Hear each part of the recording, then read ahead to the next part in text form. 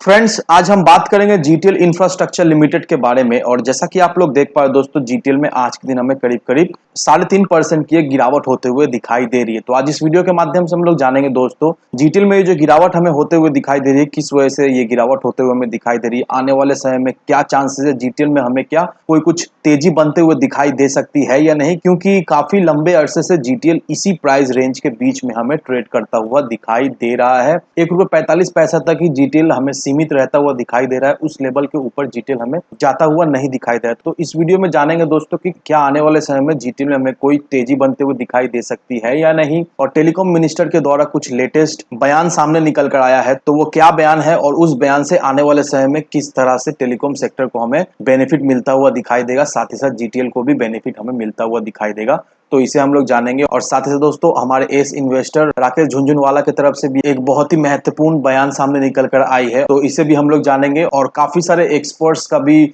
राय सामने निकल कर आया है, तो इन सारी चीजों को हम लोग एक एक करके इस वीडियो के माध्यम से जानेंगे और इन सारी चीजों को हम लोग देखकर समझ पाएंगे कि आने वाले समय में टेलीकॉम सेक्टर का क्या होने वाला है, साथ ही साथ जीटीएल में भी क्या हो सकता है। तो मेक श्योर दोस्तों, वीडियो आप सभी लोगों के लिए इंपॉर्टेंट रहने वाली है, तो वीडियो को स्किप ना कर पूरा देखो, ताकि आप चीजों को सही से समझ पाओ और अपनी खुद की इन्वेस्टमेंट डिसीजन ले पाओ। लेकिन दोस्तों, मेरी आपसे एक ही रिक्वेस्ट रहेगी कि चैनल को सब्सक्राइब और वीडियो को जरूर से लाइक कर देना, ताकि आपको इस तरह की अपडेट्स रेगुलर बेसिस पर मिलती रहे। तो चलिए फ्रेंड्स, वीडियो को स्टार्ट करते हैं। तो सबसे पहले अगर इसके आज के कारोबार पर नजर डालें, तो स्टॉक जो है ओपन हुआ ₹1.35 में, हाई बनाया इसने ₹1.40 का, लो बनाया इसने ₹1.30। और आप देख पाओ दोस्तों, ₹1.30 में इसने क्लोजिंग दिया। साथ ही साथ इंट्राडे में इसमें हमें 3.57% की एक गिरावट भी होते हुए दिखाई दे रही है। वहीं अगर आप इसके ईयर टिल डेट को देखोगे दोस्तों, तो यहाँ पर देखो दोस्तों, ईयर टिल डेट तक जीटीएल में हमें करीब करीब 38.64% की एक गिरावट होते हुए दिखाई दे रही है। लेकिन यहाँ पर देखने की बात यह है कि नो डाउट जीटीएल में तो हमें एक अच्छा खासा गिरावट होते हुए दिखाई दिया है, लेकिन उसके बावजूद भी जीटीएल अभी जिस प्राइस लेवल में ट्रेड कर रहा है, यहाँ पर देखा जाए तो जीटीएल एक ही प्राइस लेवल के बीच में हमें कंसोलिडेट करता हुआ दिखाई दे रहा है। तो देखा है तो ये एक अच्छी बात है, क्योंकि जीटीएल जो है वो एक ही प्राइस रेंज के बीच में अभी कंसोलिडेट कर रहा है। अभी देखा है तो हमें एक स्टेबिलिटी हमें जीटीएल में आते हुए दिखाई दे रही है। मार्केट में तो हमें एक अच्छा खासा गिरावट होता हुआ दिखाई दिया है, लेकिन फिर भी जीटीएल इस लेवल को सस्टेन करके रखा है। इस लेवल से नीचे जीटीएल हमें जाता हुआ नहीं दिखाई दिया है। तो ये देखा जाए तो एक अच्छी बात है। जिन्होंने भी जीटीएल में इन्वेस्ट करके रखा है, उन सभी इन्वेस्टर्स के लिए देखा जाए तो अच्छी बात है कि जीटीएल ₹1.10, ₹1.15, इसका नीचे जीटीएल हमें जाता हुआ नहीं दिखाई दे रहा है। इसी लेवल के इर्द गिर्द हमें जीटीएल घूमता हुआ दिखाई दे रहा है। तो अब इन्वेस्टर्स के मन में ये सवाल है कि क्या आने वाले समय में जीटीएल में क्या किसी तरह की कोई तेजी बनते हुए दिखाई दे सकती है या नहीं, या फिर जीटीएल में ग्रेजुअली हमें गिरावट ही होते हुए दिखाई देगी आने वाले समय में। तो इसे भी आप लोग जान जाओगे इस वीडियो के माध्यम से। लेकिन सबसे पहले दोस्तों, इस आर्टिकल को देखो। यहाँ पर टेलीकॉम मिनिस्टर के द्वारा कुछ बयान सामने निकल कर आया है। यहाँ पर हमारे टेलीकॉम मिनिस्टर ने यह कहा है कि इन्वेस्टर्स अभी बहुत ही कंफर्टेबल है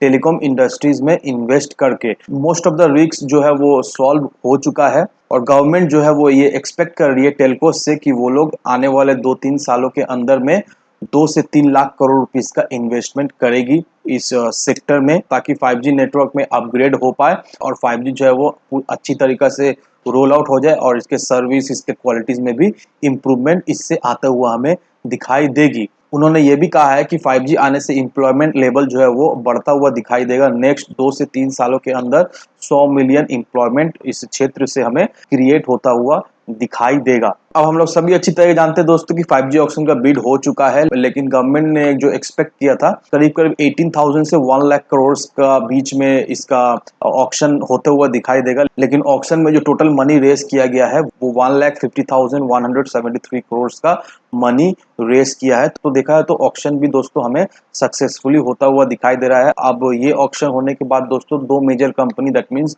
जियो और एयरटेल, ये दोनों ही कंपनी अब बहुत ही जल्द 5G जो है वो लाने वाले हैं। और जीटीएल में जो लोग भी इन्वेस्ट किए दोस्तों, बस वो लोग इसी का इंतजार कर रहे हैं कि जल्द से जल्द 5G आए, ताकि जीटीएल में उन्हें कुछ समझ पाए कि जीटीएल में आने वाले समय में उन्हें तेजी दिखाई दे सकती है या नहीं। बस वो लोग इसी का इंतजार कर रहे हैं कि 5G आने के बाद जीटीएल किस तरह से परफॉर्म करेगी और जीटीएल में कुछ इंप्रूवमेंट होता हुआ दिखाई दे सकता है या नहीं 5G के आने के बाद। बस इसीलिए बहुत सारे इन्वेस्टर्स जीटीएल में भी इन्वेस्ट करके रखे हैं, बस इसी मौका का इन्वेस्टर्स जो है वो इंतजार कर रहे हैं। अब दोस्तों राकेश झुनझुनवाला की तरफ से बहुत ही इंपॉर्टेंट एक बयान सामने निकल कर आया है। राकेश झुनझुनवाला ये सोचते हैं कि टेलीकॉम सेक्टर एक इन्वेस्ट करने लायक सेक्टर है नहीं, क्योंकि इस सेक्टर में हमेशा फ्रेश इन्वेस्टमेंट लगता है और इस सेक्टर में देखा है तो कुछ खास कैश जनरेट भी होता हुआ नहीं दिखाई देता है। फर्स्ट ऑफ ऑल ये सेक्टर काफी ज्यादा डेट में है और 5G स्पेक्ट्रम बीट होने के बाद ये सेक्टर और भी हमें डेट में जाता हुआ दिखाई दे रहा है। तो ये रहा दोस्तों राकेश झुनझुनवाला का बयान। अब जितेंद्र उपाध्याय जो कि सीनियर इक्विटी रिसर्च एनालिसिस्ट है बोनाजा पोर्टफोलियो में, उनका क्या कहना है? उनका यही कहना है कि इस सेक्टर का जो डेट है वो कंटिन्यूअसली हमें बढ़ता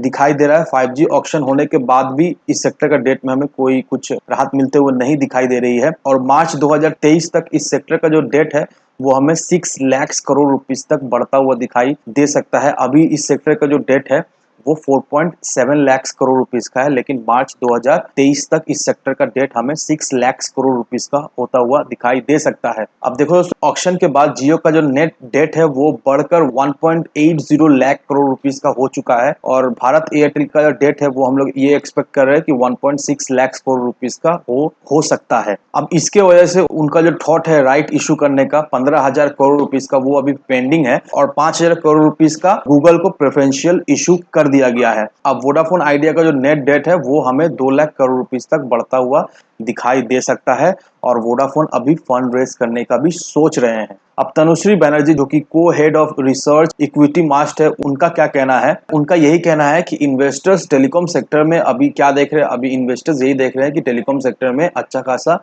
ग्रोथ आने वाले समय में दिखाई दे सकता है, लेकिन उनको बहुत ही केयरफुल रहना है। उनको फर्स्ट ऑफ ऑल जिस भी कंपनी में इन्वेस्ट कर रहे हैं उसका बैलेंस शीट ठीक है या नहीं, उसका हेल्दी कैश फ्लो सही है या नहीं, ये बिना देखे इन्वेस्ट ना करे। टेलीकॉम सेक्टर का डेट है वो 6 लाख करोड़ रुपीस तक बढ़ता हुआ दिखाई देगा अगले साल तक। अब तक 4.7 लाख करोड़ रुपीस का डेट है जो कि बढ़कर 6 लाख करोड़ रुपीस तक आने वाले समय में दिखाई दे सकता है और कंपनीज ने 1.5 लाख करोड़ रुपीस का कमिटमेंट कर दिया है 5G स्पेक्ट्रम के पेमेंट के लिए और इस वजह से आने वाले समय में भी टेलीकॉम सेक्टर को कुछ प्रॉब्लम फेस करना पड़ सकता है। अब देखो दोस्तों ये सारा एक्सपर्ट्स का एडवाइस है कि एक्सपर्ट्स का क्या विजन है टेलीकॉम सेक्टर को लेकर, आने वाले समय में टेलीकॉम सेक्टर में क्या हो सकता है। हमारे एस इन्वेस्टर राकेश झुनझुनवाला का भी क्या नजरिया है टेलीकॉम सेक्टर को लेकर, ये आर्टिकल को देखकर हम लोग क्लियरली समझ पा रहे हैं। लेकिन दोस्तों अभी फिलहाल समझने का ये बात है कि सरकार अभी कुछ सेक्टर में काफी ज्यादा फोकस दे रही है, जैसे कि टेलीकॉम सेक्टर को ले लो, पावर सेक्टर को ले लो,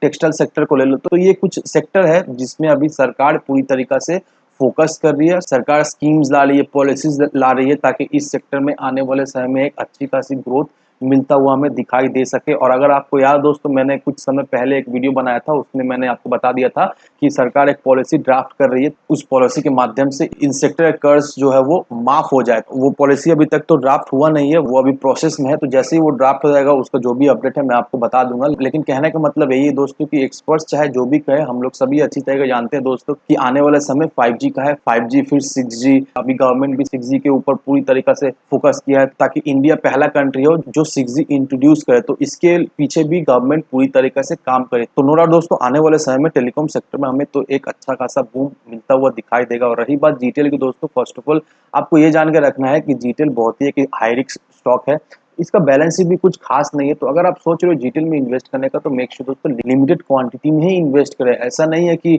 1 लाख 1.5 लाख 50,000 लगा दिए, राम भरोसे छोड़ दिए। नहीं दोस्तों, ऐसा आपको बिल्कुल नहीं करना है। अगर आप ऐसा करते हो दोस्तों आप मुंह के बल गिर सकते हो। तो मेक श्योर दोस्तों लिमिटेड क्वांटिटी में इन्वेस्ट करें, इतना इन्वेस्ट करें ताकि अगर आपको लॉस हो तो आपको कोई गम ना रहे कि आपने पैसा गवा दिया है। इस तरह का जीटीएल में इन्वेस्ट करो। अच्छे पेनी स्टॉक भी आपको बहुत सारे मिल जाएंगे। अगर आपको रियली में पेनी स्टॉक में ही इन्वेस्ट करना है टेलीकॉम सेक्टर का ही, तो और भी कई सारे पेनी स्टॉक है, उसे आप प्रेफर करें। लेकिन अगर आप जीटीएल को प्रेफर कर रहे हैं तो लिमिटेड क्वांटिटी के अलावा आप जीटीएल में इन्वेस्ट ना करें।